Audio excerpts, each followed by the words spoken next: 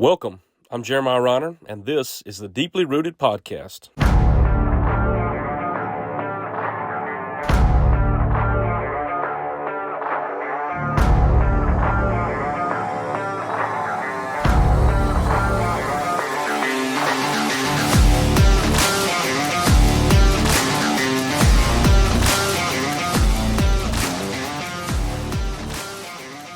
Hey there, and welcome to the Deeply Rooted Podcast. Thank you guys for joining us. Looking forward to our conversation this evening as we're recording with Kenny and Claire Hilliard. But before we get into our conversation, make sure you head on over to our website, deeplyrootedconference.org. You can check out all of our archived episodes. It'll lead you to our YouTube channel. You can also find our blog post on there and our upcoming ministry schedule. And if you haven't done so, make sure you go ahead and get those tickets for our upcoming Deeply Rooted Conference. That's going to be November 8th and 9th this year in Kingsport, Tennessee. It's going to be held at Shepherd's Rock Bible Church. Good friend of ours, Pastor Josh Banks, is the pastor there. So we're looking forward to meeting with him. And we're going to be looking at this year the doctrine of the Holy Spirit. Got a lot of good topics to cover. And Lord willing, we're excited to have Brother Tim Challies and Brother Justin Peters joining us this year for our conference. So we're looking forward to a really good lineup. And if you've been before, you know some of our Deeply Rooted Conference leadership team will also be helping out as well and looking at some of our breakout sessions. There's going to be plenty of booths and vendors and book sales and giveaways and T-shirts and Lord knows what else we'll have there as well. So make sure you go on over to our website. Again, deeplyrootedconference.org. If you go up there into the top right-hand portion of that, that'll lead you directly where you can buy those tickets. So jump in there. Anybody and everybody, all ages, we'd love to have you out. Again, Kingsport, Tennessee, November 8th and 9th in this year is going to be the Deeply Rooted Conference. And speaking of that, these two guests that I have on here tonight are, Lord willing, going to be there with us, and hopefully will be singing and leading us in some worship as they did last year. But again, we have Kenny and Claire Hilliard. They are from Nashville, Tennessee. Originally, for most of their life, South Carolina. I think maybe Kenny can fill us in on a little bit of our Southwest Virginia crowd. But 3 children, and looking forward to talking to these guys tonight. So, Kenny and Claire, thank you guys for being on the Deeply Rooted Podcast. Thank you so much for having us on. It's really encouraging to be here. Absolutely. Thank you for having me. Yeah. Kenny, you posted something on your social media that I thought was really neat. At least it was on your Facebook, so I stalked it. So letting everybody out there, the host is also a stalker. But you mentioned that, I don't know, this has been a few days ago, that this is the quote, 19 years ago, she, referring to Claire, and I started playing music together, and you called that, I guess, your music-versary. Yeah. Do you remember what you played and sang that day? I remember where. Where were we? We were in South Carolina. That picture was taken at a Presbyterian church in Clinton, South Carolina, and I can't remember the name of it, but it was right down the street from Presbyterian College. But do you remember what songs we played? Oh, yes, I do. What did we? Oh, did we play the original? I prefer not to say. It was 20 years ago. We might not have been as mature as we are. I had part of our story in meeting was that I had just recorded a little demo CD. I thought they might be original. Yeah, there were some original songs there. And I was looking for a band to play those songs with me. And a few days later, like maybe a week or two later after recording the CD, I met Kenny. And he became my band. I was looking for a bigger band, but we just ended up just being me and him.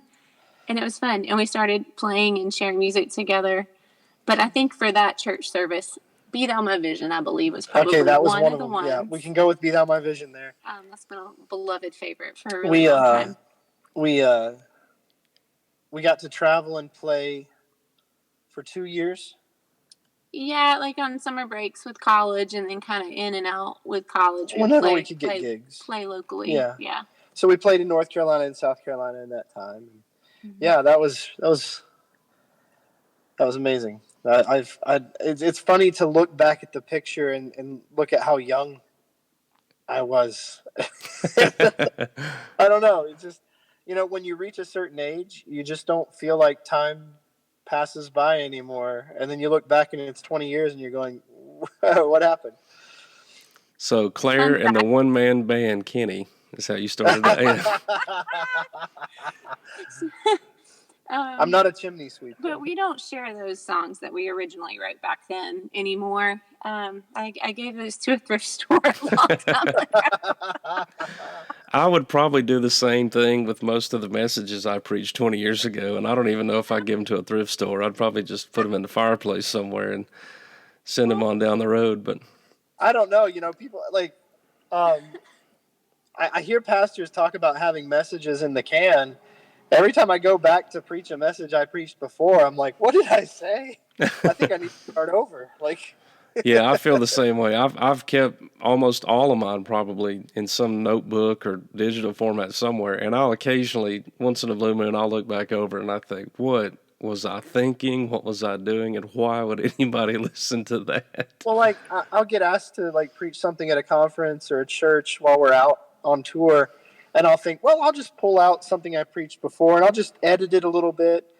And I usually it ends up being more work than writing a fresh message because now I've got to edit these ideas. And why did I go on this point? It's just really funny how, I mean, that's the beauty. That's the beauty of sanctification. The beauty Right. of the way the Lord grows us and guides us. And I think that's, why it's critical for pastors to be carefully working through the word and whatnot. But yeah, we started 20 years ago, almost 20 years ago. Are you guys first generation music talents, or is this something that both your families were involved in and you just grew up in? Well, my mom played piano, and I did always appreciate hearing the piano in the home. My dad likes to sing silly songs. That was passed down to me. If I'm not forgetting, my uncle sings silly songs. I mean, when I was a kid, so you talk about Southwest Virginia. I was born in Lebanon. My grandparents were tobacco farmers up in Poor Valley. And, when I'd go back home to the farm, I would hear bluegrass music and stuff like that. Yeah. Now, nobody up there was willing to teach me anything. I'd bring my guitar, and my grandfather used to say, well, son, you got to teach yourself if you're going to be any good. And I think that was actually his subtle way of saying, I don't know how to teach you anything on this instrument. But hearing that made me want to play. But nobody in my immediate family. My dad played trumpet when he was in high school, but that's about as far as it got. So it was just kind of a bug that hit me when I was really young, and I guess hit Claire when she was really young, and we couldn't let it go. Yeah. Now, you said you grew up in Southwest Virginia. Of course, you all lived most of your life in South Carolina and then now in Nashville. So you've pretty much been Bible Belt people. Is there a specific genre of music that you grew up on that you sort of cut your teeth in? We both love, I would say, folk Americana style music. I grew up in South Carolina, and my grandfather had a barbecue restaurant. And I would spend a lot of time at the barbecue restaurant. And admittedly, they played country all the time. I didn't know another genre existed until it was later, like maybe late elementary school. I know that's crazy. But so the style of country and then also just bluegrass and a lot of classic country resonates a lot. But I don't sing or play country. I really love the authentic feel. I think I call it almost somewhat mountain music. Now, we're not full bluegrass. We say we have a touch of bluegrass. Right. So full mountain, but folk singer-songwriter just seems to be the way that the Lord's personally wired me to write and play and sing. And so that's the genre a lot that I write in. But Kenny is a fun mixture of all sorts of genres. Well, so like when I first started playing guitar, a group of guys at my church decided to put together a bluegrass band to give church services to old folks' homes, nursing homes. Right. So I learned how to play guitar, banjo, and mandolin in that group. But as I got older, I started really loving like Eric Clapton, B.B. King, playing a lot of blues. Eventually, I ended up in a Rush cover band playing bass, Geddy Lee lines. But in high school, I picked up a bunch of woodwind instruments and brass instruments and played a lot of jazz. I played upright bass for a jazz band at some point. In college, I played jazz tenor sax, minored in guitar, and played a lot of funk and Then he met me and jazz we played at coffee music. houses. And then we started playing coffee house. Yeah, so I mean, and even like in that era when we were playing coffee house, it was a lot of Ben Harper, Jack Johnson. Yeah, yeah. Some, and so it's always been really eclectic for me. But I think my heart music is a lot of the bluegrass stuff, both old and new anymore, along with a lot of rootsy folk music. Mm-hmm. That's where my heart is. And that's kind of what we write out of, um, you know. But yeah, I've just there's something. I mean, I played classical guitar for a while, but just like the beauty of the way the Lord has created beauty in music and how sound affects us spiritually, mentally, and emotionally is unbelievable. And so, yeah, I guess I'm a weird mixture of all kinds of crazy things. Now, I think I read somewhere you had went to seminary. Is that correct? At Southeastern? Yeah, so I did a MDiv in biblical languages, and then I did PhD work for 10 years in biblical languages and Old Testament theology. In my dissertation, I got really, really sick and haven't been able to finish that. Maybe in the future I will. The seminary awarded me a THM though, so thankfully the credit I got credit for the work I did.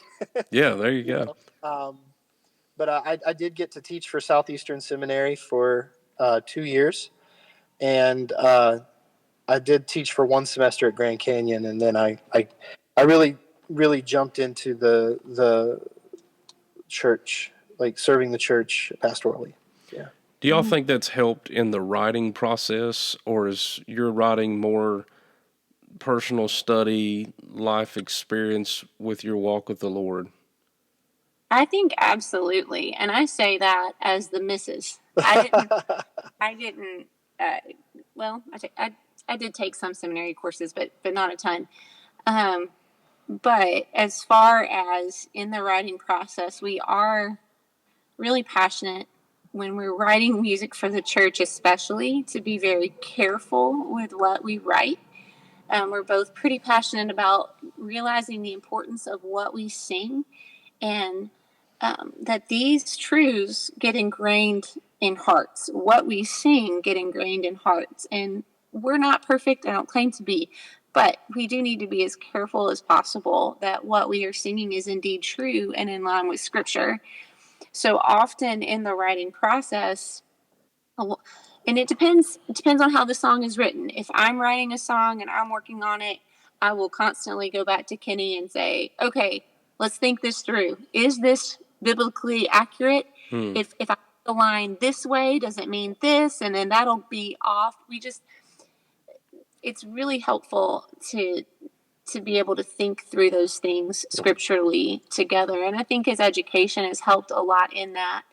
But then I'd almost even say it's inspired a lot of the writing because of the books that are available to us, or that we've happened upon because of Kenny being in school.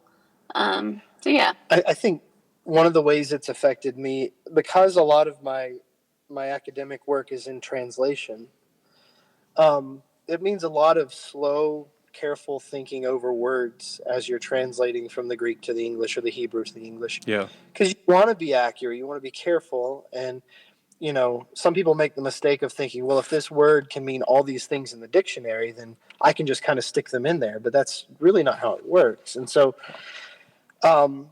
because of the careful, slow work of that, when we come to writing a song, it really is like, here's a line. What does this line say about God?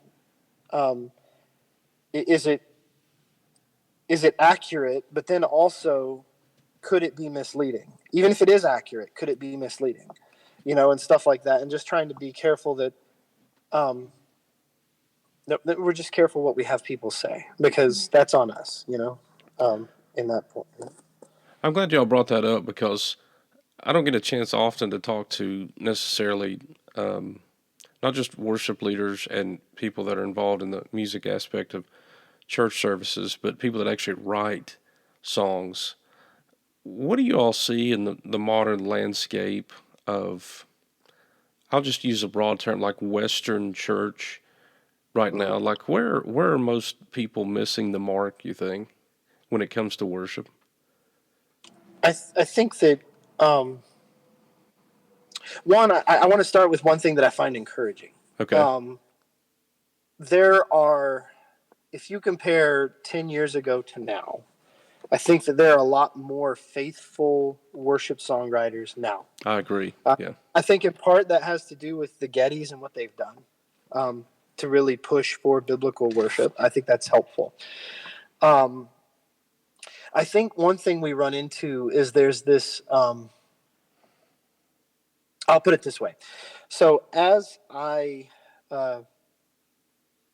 we travel, I sometimes teach conferences on worship theology for churches. And one of the things I've noticed, what we call liturgy, the order of the elements of worship, stem from a couple of passages in the Old Testament.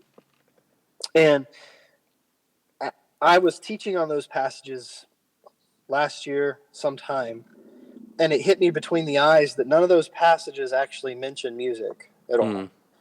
Now we know, because of the Psalter and various other narrative passages, that they probably sang a lot of songs during those services, Right. but they're not mentioned.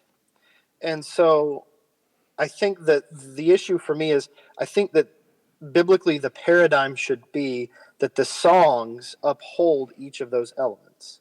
There's a reason that the Lord describes the elements in the text but doesn't describe the songs. And I think it's because the elements take priority and the songs lift up and reaffirm those elements.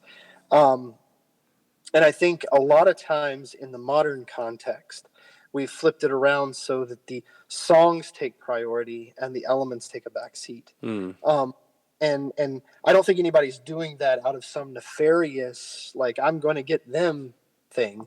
I think it's just a misunderstanding of how the purpose of music and worship. And I think that there needs to be more careful, work done there, and maybe even some writing on what is music supposed to be doing. And part of that too comes from us creating an industry out of music for worship. I say that as somebody who's part of that, but I think that as soon as it becomes a marketable commodity, it becomes more important in people's eyes. And so there needs to be, I think, maybe more care about how we talk about those things too. What do you think? I said a lot. You did say a lot. It was good. I thought the way you said was helpful. I guess I want to be careful in that. As Kenny said, I think that sometimes when things are misused, people aren't necessarily intentionally doing that. But there can be a very big shift, I think, in some worship music that can be focused on ourselves. That makes me question, wait, who are we worshiping here? Am I worshiping how I feel and what I'm going to do? Or is that focus going to be on the Lord as it rightfully should be and who He is, and renewing our minds in the truth of who He is and the truth of His gospel, and having a more Godward focused focus? That is something that we do try to intentionally do, is to, again, that comes back to being careful with the word and what it says and just trying to be faithful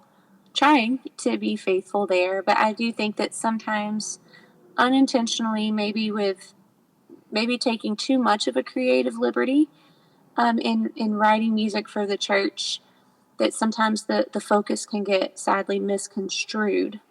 And that's something that we want to try to encourage to work against.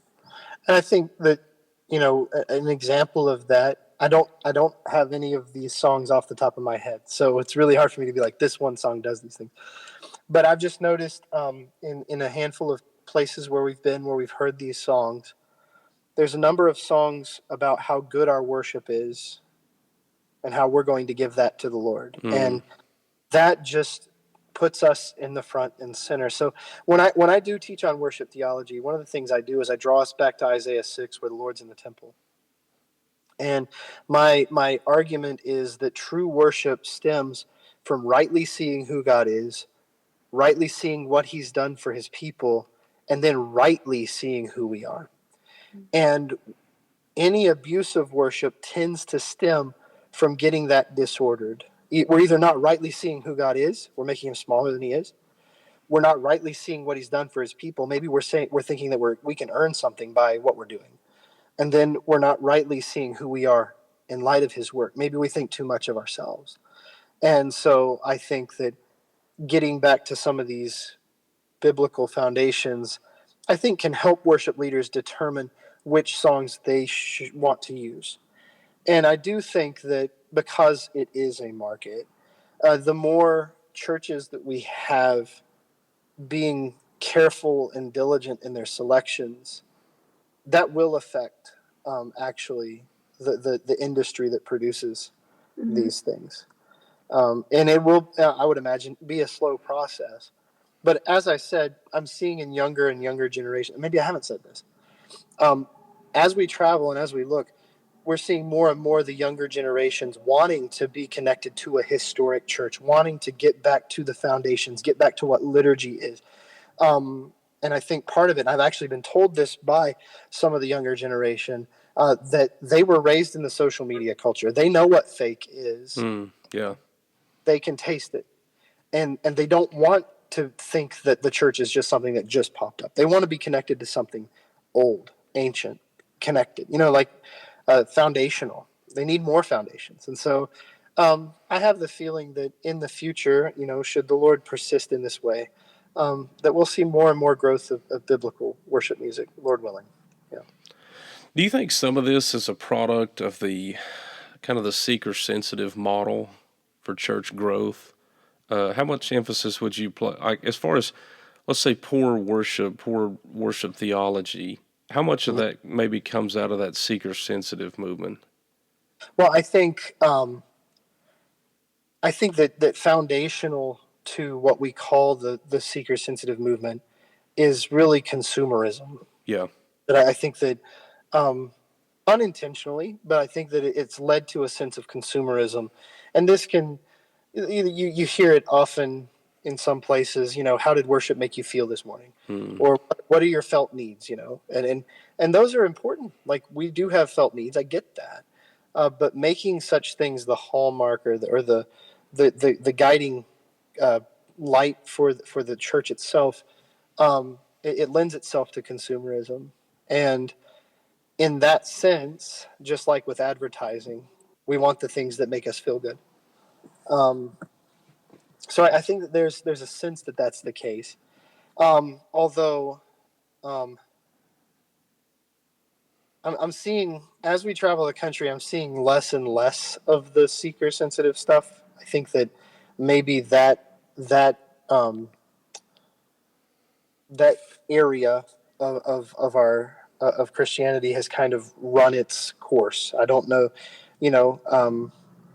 I think that it's leading. There are other directions that it's gone, but I think that we're probably reaching the end of, or let's say, the purpose-driven church, so to speak. Yeah. That was kind of the kicker for that. Right. But I think regardless of whether it's seeker-sensitive churches or whatnot, we're dealing with a pervasive consumer culture that makes me the driver of what is right and what is wrong and what is good and what is bad.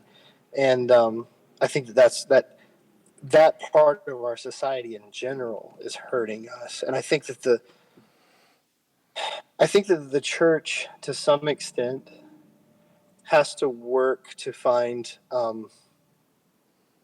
helpful ways to deal with that aspect of our culture that are more detailed than just stop it. Like, I think that there are ways to encourage health that can push people in a healthy direction. And I think we're growing in that. I'm going to say something. I was just going to say that, one, worship in a worship service is not a performance, and often in a seeker-sensitive context, the idea is that they want to, and I could be wrong, but perform to entertain people so that they come back. They're sensitive to the seekers, if you will.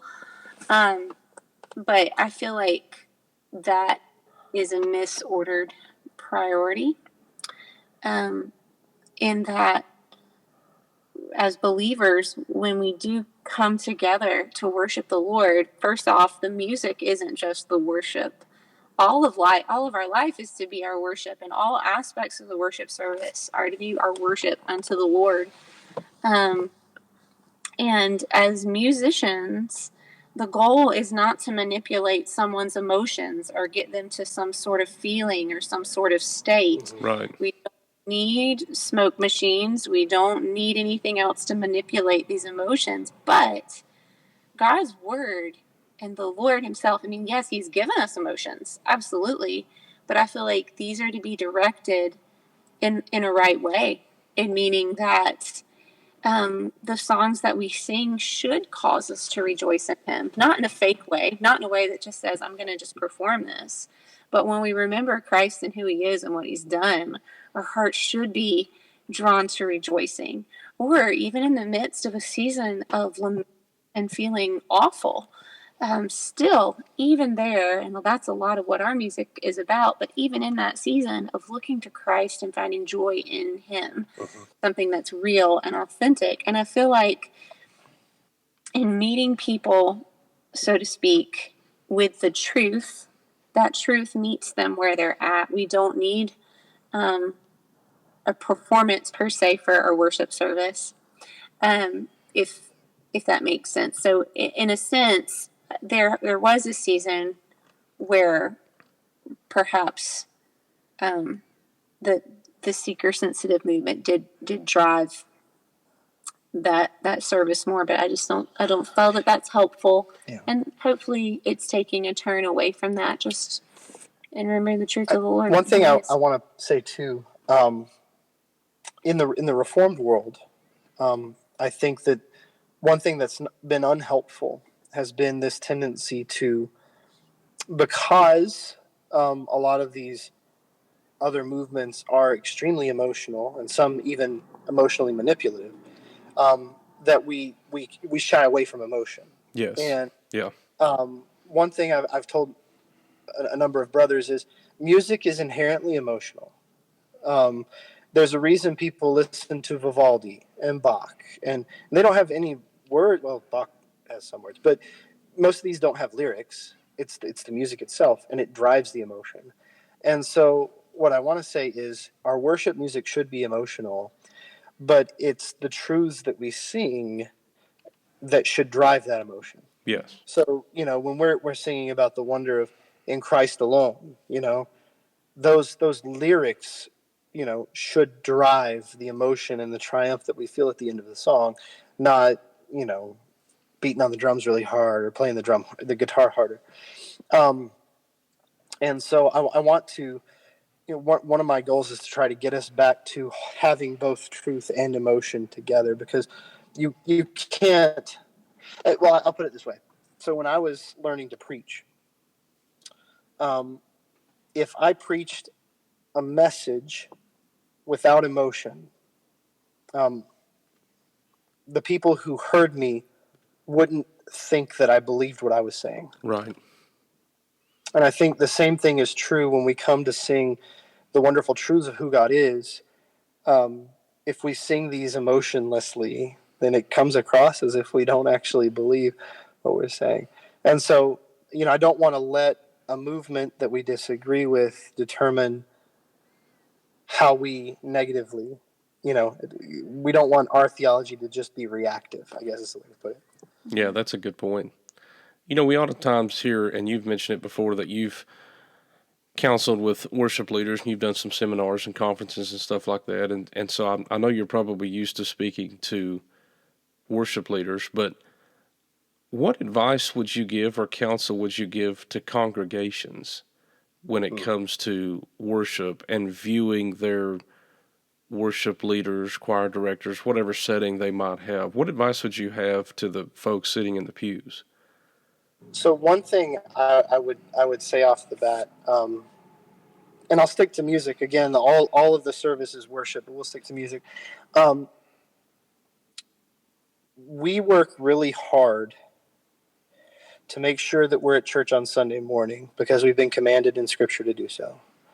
We work really hard to make sure we sit under biblical preaching, again, because biblically we've been commanded to do so.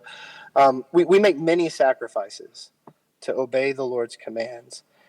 Yet the most common command in Scripture is to sing. We are commanded to sing much more often than we're ever commanded to do anything else in Scripture. And so I just want to encourage you. I think because of the way we do recording and whatnot in our day, people are hesitant to sing because they're not going to sound like the person on the radio. And that's a new thing. People throughout history have always sung when they worked and sung together. So this is actually hurting us culturally, the record world that we're in. But I just want to encourage you, the believers, the congregants out there, to sing robustly, sing for the joy of what the Lord has done.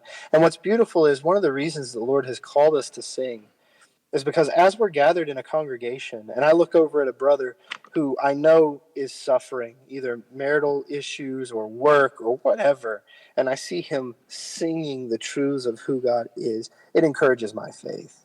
And that's why in Ephesians we're called to sing to one another, not just to the Lord. And I think another beautiful thing in Hebrews, and I can't remember the chapter off the top of my head, but the writer of Hebrews is applying different psalms to Jesus. And in one of them, it says that Jesus, he stands in the midst of the congregation and he sings with his brother. And so there's this beautiful taste of heaven that we have an opportunity to experience as we sing these truths with each other in the midst of our suffering and with our Savior every Sunday morning. And I'm afraid that we make it very trivial, and we shouldn't. And so I would encourage you, whether you think you sing well or not, to sing. Absolutely. I would only piggyback onto that a little bit as far as one, as you said, singing to one another, psalms and hymns and spiritual one another. Right. Spiritual songs to one another. And of course, worshiping the Lord and directing that to him, but singing to one another to encourage each other. And at the same time, as worship leaders in the church, these songs are given to the church in hopes that they'll stick in the congregants' heads. They'll go home and they'll sing them. Yeah. My encouragement would be, take these songs home with you, sing them throughout the day, sing them when you're making breakfast in the morning, sing them when you're eating lunch, be annoying and sing them when you pick up your kids from school, or, just throughout the day. And sing them with your kids. Teach them to your Absolutely. Sing these songs as a reminder of the gospel, as a reminder to your heart of Christ and what he's done. And there's just so much joy in that. And then also prepare for next Sunday. You find out what songs are going to be singing those as well. But to bury the truths of these songs in your hearts. So this year, I don't think I've talked to you about this. So this year, I try to read through at least one church history every year. Just want to be connected with where we've been and what we've believed. And the earliest document describing a communion service. So they did a feast. They're separate from the church service. They had a whole meal. And one of the things they did I thought was remarkable.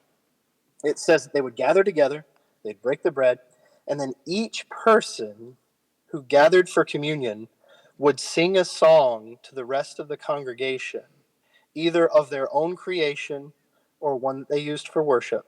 And they would take turns. Everybody would sing a song before they partook of communion. And I just was blown away by that, the beauty of that kind of fellowship. But anyway, I just thought it was an interesting fact that since we were on the topic. Well, speaking of interesting, something that I picked up on you guys last year, you were at our Deeply Rooted conference, and we had a chance to actually meet you guys and hear you sing that evening, and had a chance to worship with you. And I thought it was really fascinating. I'm a social studies teacher, so history's right in my wheelhouse. And I love the fact that you all, because you don't see this very often, and I'm not saying you have the corner on this, but to take an old hymn, we're talking hundreds and hundreds and hundreds of years old, and put a new flavor on it. Where did that idea come from? Because you've not just done that once. I mean, it looks as if you've done that with multiple pieces before. I think the one in particular I'm thinking of, you all had taken a John Newton piece and Yeah. put a new spin to that. I can't remember what song was that in particular. That's his hymn is called "Approach My Soul, the Mercy Seat," Yeah. and we turned it into our song "Approach My Soul." So you're probably aware of groups like Indelible Grace Yeah. that put new melodies to old hymns. And Kevin is a good friend of mine, and his philosophy is not to touch any of the lyrics, just to change the melody. And I respect that. I respect that a lot. For us, as language changes and music changes, what we ran into is some melodies probably conveyed the meaning of the song when they were written, but as our sense of music changed, it no longer conveys what the song should have meant or felt like. Right. And so I think we just realized if we're going to take the time to rewrite some of the lyrics, we need to put it into a form that feels organic to the churches that we're trying to give this to. And so it was a matter of, let's get a melody that matches the meaning of the lyrics, and then let's organize the lyrics so that it feels like a modern song. So we try to change as little as possible, but at the same time, like the John Newton song is a good example. When we first started working on this, we had all the verses laid out and we sang through them, and it just felt like it needed some repetition to get the point across. And a lot of hymn writers will get the point across in their final verse. And so what I ended up looking at was the first two verses actually thematically matched. The third and fourth thematically matched. But the fifth got the point across. So let's put those together into a verse, put the others together into a verse, and then make the fifth verse a chorus that repeats so that people can remember what's being taught. And I guess it organically grew that way. But as we did a couple of songs that way, it was just nice to be able to sing these rich historical truths, but in a way that felt more organic to how we do worship now, or do worship music now. And so that's just what we went with. We do change the lyrics, or maybe we leave out a verse that doesn't fit thematically. Like sometimes they'll just come out of nowhere and be like, "Hey, we're talking about the wonder of Christ and the world's gonna burn," and then it comes back. And so it's like, okay, maybe we don't use that verse. But our main goal is to keep as much of the theology of the song in as possible. Right. And if we do alter lyrics, we make sure that we try not to change any of that theology, so that when we hand it to people, it's essentially the same song, but maybe in a different form. It's our hope that because it's organic, it's easier for churches to use. I think a concern we have sometimes is some rewritten hymns can be harder for churches to learn, just because they're not natural to the type of music the church already plays. They're trying to learn something completely different. And so one of our goals is to make this, as much as possible, something that churches can pick up and use, and it feels natural to what they do as well. Mm-hmm. For me, Kenny was in seminary at Southeastern, and I was a secretary there. And while I was a secretary, I was listening to Sandra McCracken's album, The Builder and the Architect, and she had a couple of retuned hymns on there. And I remember being introduced to that, thinking, you can do that? What? This is a thing? And then I guess around that time, Kenny found this wonderful hymn book. And we have many hymn books, but this is my favorite hymn book still. Found this little hymn book that we found. There's a thrift store at a church he was working at. It's the Scottish Hymnal of 1890. Yeah, so back in 1890, it's just lyrics to hymns. And I started even back, I guess, before I had kids, even starting writing some rewritten hymns, just because it was there and it just tended itself to writing. But throughout the years, what I do when I sit down is I start with, okay, what is this hymn getting across? How can we best communicate it? Is it already in a form that I feel like communicates the message well? If not, we change it. Does it need a chorus to help bring it together, or does it not? Doesn't just mean stick a chorus onto something and there's the thing. But also, what is the emotion, or what emotions does this song evoke, and how can I best express this musically? And so there's a lot that we've written, but the ones that we felt would hopefully be most helpful are the ones that we've recorded so far. We actually just recorded a new album, Upon the Storm, and released it in July. And that is a collection of rewritten hymns, but then it also includes some of our arrangements of hymns that people know. And the reason that we've done that is because we do intentionally include congregational songs in our concert sets, particularly because we want to encourage congregational singing and songs people do know, but then also some original songs that we've written as well. And those songs actually ended up being on themes like the Apostles' Creed, wanting to sing it in a memorable way. A psalm song that's another story behind it. Song of confession. Song of confession, song of lament. Again, these kind of naturally came as we were writing and out of our time with the Lord, but at the same time, it came from being inspired by thinking through a church order of worship, a church liturgy. Well, I'm really writing for our church. Mm-hmm. And they kind of all brought it together. Yeah. So we made a plan, but at the same time, the Lord has His plans, and they just kind of. Well, and I'll say, it took shape into Upon the Storm. On the new album, we have "Oh, the Deep, Deep Love of Jesus," original hymn tune, original words, because they have just stuck so well. Right. Just done in our style, so it's not like we feel like every hymn needs to be changed. Really, what we try to do is go to find ones that most people have never heard of, but just are powerful. And we feel like, this really should still be sung. Like the John Newton song. We know the song Amazing Grace, but Approach My Soul, man, it's so powerful in so many different ways. And it just, when I found it, I just felt like it was a shame that nobody was really singing that song anymore. Yeah. And so that's really, a lot of times how we come upon what we're going to work on. Mm-hmm. And then it just depends on the song as to how much rewriting or thinking through, or like on our album Between Bright Joys, a hymn we really, really love, but because it was written when it was, the meter is so hard to put a melody to that we rewrote the thing like 20 times. we love the lyrics so much, but it was so hard to put a melody to it, and so sometimes it ends up being harder work than we imagine. Now, you mentioned your latest album. How can people access this? I know it just came out recently. We're recording this in early August. You mentioned it dropped in July, so it's called Upon the Storm. So what's the best way that folks can purchase this? Well, the link to all the things is on our website at kennyandclaire.com. We're on Spotify. We're on Amazon Music, Apple Music, Pandora, all the places. So basically, wherever they listen to music, they're welcome to look at that. We do have CDs for sale on our website. As well as really cool merch. Yeah. We do.